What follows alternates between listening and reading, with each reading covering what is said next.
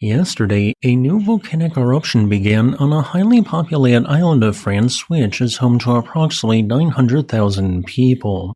This eruption occurred at the Piton de la Fournaise Volcano when a fissure of lava emerged to the north of its summit at 7:48 p.m. local time during the twilight evening hours of January 18th. This fissure was small, but slowly began to expand, ejecting bombs of lava into the air to a height of 50 meters or 164 feet. Over the next several hours, 3 additional fissure segments emerged about 2 kilometers north of Piton de la Fournaise's summit, each erupting lava and feeding distinct lava flows. While yes, this video was made only a few hours after the eruption began, meaning the following totals may have changed, I so far have geolocated the extent of these lava flows as having covered an area of 61,191 square meters or 15.12 acres. Regardless, this marked the first eruption of the spectacular and stunning basaltic shield volcano in nearly 3 years, ending what had been an unusually long period of no eruptions at a complex that generally erupted about once a year. Thankfully, the ongoing eruption is completely confined within a major collapse scarp dated to 2700 BCE. This is important because it forms a horseshoe-shaped scar open to the east with more than 100-foot-high walls all around.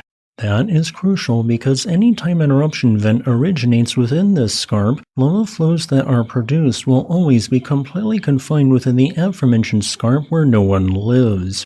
Lava flows thus generally end up flowing harmlessly to the east. The only potential infrastructure that could be damaged is the N2 road, which based on the expected pathway the ongoing lava flows might take, will require it to optimally travel at least 10 kilometers further. However, this is a somewhat unrealistic figure as the vast majority of Piton de la Fournaise's eruptions end long before their lava flows can get anywhere close to this road. Specifically, about half of this volcano's eruptions in the last decade lasted 5 days or less, while most of the remainder lasted for 25 to 50 days. With that being said, there is a slight, albeit highly unlikely concern regarding the current eruption. You see, Piton de la Fournaise, like any fairly old shield volcano, has a series of dedicated rift zones where the vast majority of flank eruptions occur from. And the current eruption is occurring solely within its northeast rift zone. The potential problem arises when you realize that this rift zone slowly curves clockwise, meaning that if sufficient magma was present, the dike feeding the ongoing eruption could end up outside of the aforementioned scarp walls like seen in 1998. With that being said, the vast majority of eruptions that have occurred in the nearby vicinity of the ongoing eruption have not generated a fissure vent outside the 2700 BCE collapse scarp. Overall, Piton de la Fournaise's eruptions tend to be Hawaiian to weakly Strombolian in nature, occasionally forming cinder cones, with a Volcanic Explosivity Index in the middle 80% of eruptions ranging from a 0 to a 2. Its eruptions generally have a low effusion rate, low overall volume, and short to medium duration. Average lava effusion rates during eruptions under 10 cubic meters per second are quite common in fact. However, despite the seemingly rapid decline the ongoing eruption has already experienced, there appears to be some contrary evidence.